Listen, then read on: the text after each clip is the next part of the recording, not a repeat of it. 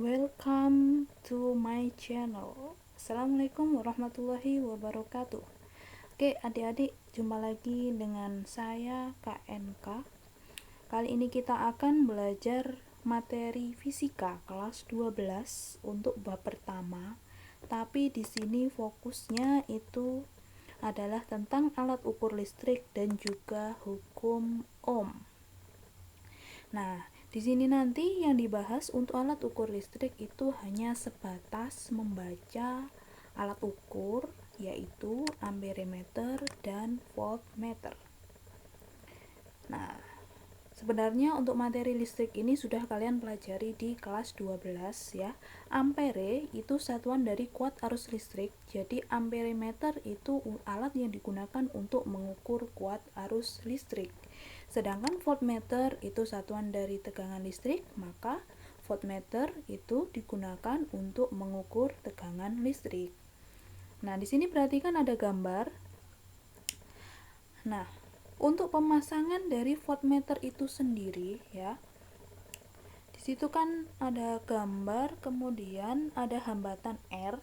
Kalau ingin mengukur tegangan hambatan R, maka dipasanglah voltmeter secara paralel, paralel gitu ya.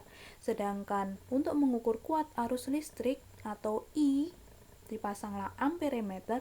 I itu kan seri, berarti I dipasang secara seri atau seri.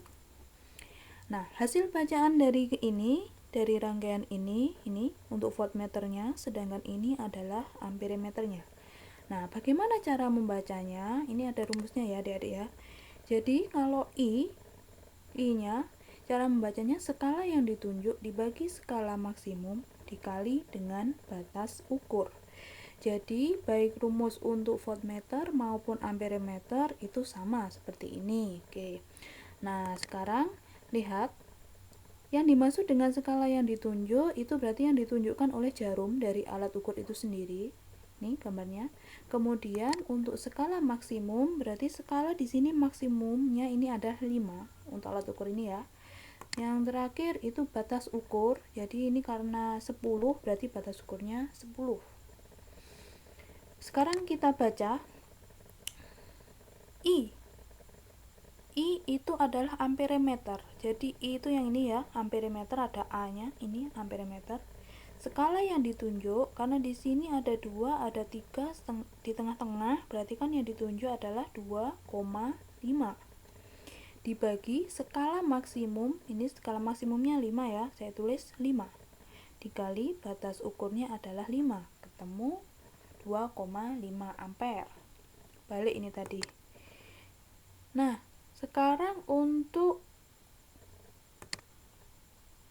voltmeternya juga sama, skala yang ditunjuk 2,5, kemudian skala maksimumnya 5 dikali batas ukurnya 10, ketemu 5 volt. Begitu caranya.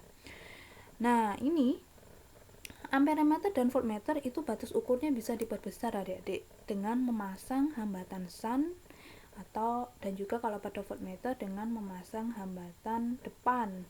Tapi untuk memperbesar batas ukur amperemeter dan voltmeter tidak saya jelaskan di sini. Silahkan kalian simak di video berikutnya.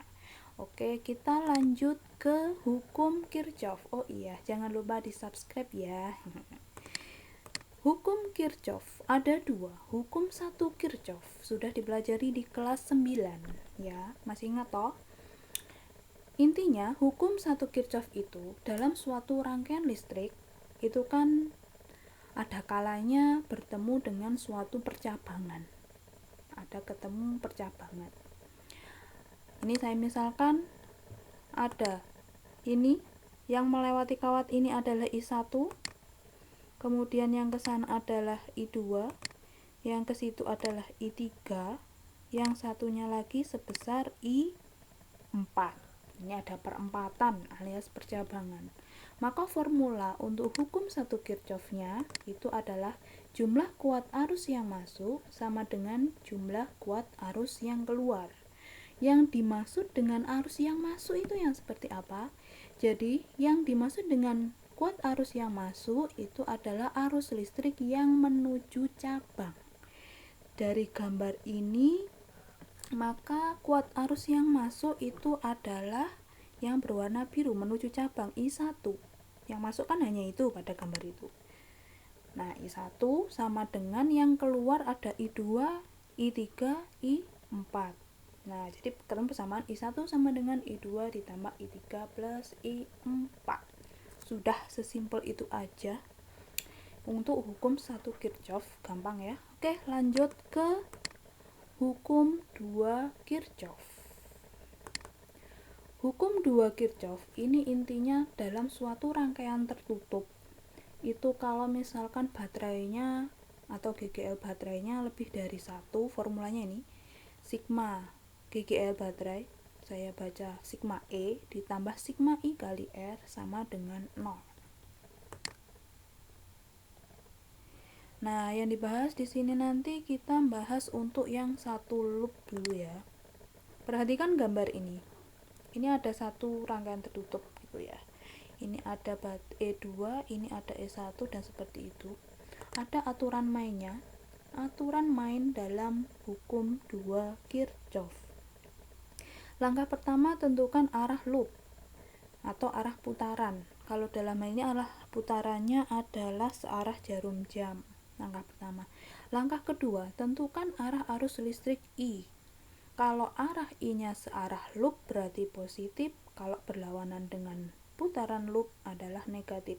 Kalau pada gambar ini, karena I-nya searah dengan loop, berarti dia positif. Yang langkah ketiga, ikuti perjalanan loop. Jika pertama kali menabrak baterai kutub positif atau panjang, maka positif. Kalau menabrak negatif atau pendek, maka negatif. Oke, sekarang kita terapkan gambarnya ini. Ini gambarnya ya. Sigma E ditambah sigma I kali R sama dengan 0. Ini kan putarannya gini, seret. Tuh. Saya mulai dari B, seret. Panjang. Nabraknya kan panjang, berarti plus E2. Terus muter lagi, seret, jebret. Pendek, berarti ini nanti min E1. Nah, baterainya kan sudah habis. Sekarang ditambah sigma I kali R. Lihat, I dengan loop ini kan searah. Jadi tandanya plus I dikali R yang dilewati. R-nya kan ada R2 kecil, R3, R1 kecil, R4 sama dengan 0.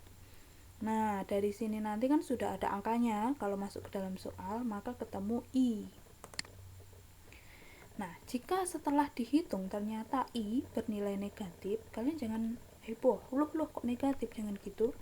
Tanda negatif itu berarti dalam membuat arahnya itu adalah terbalik. Jadi no problem ya. Nah, sekarang menentukan tegangan antara dua titik. Gambarnya tetap sama yang tadi. Di sini saya contohkan adalah tegangan antara B dengan A. Ada dua cara menentukan VBA. Cara yang pertama, ini kalian melewati jalur yang panjang, jadi muter gini seret. VBA sama dengan BA, saya jalannya panjang ya, seret.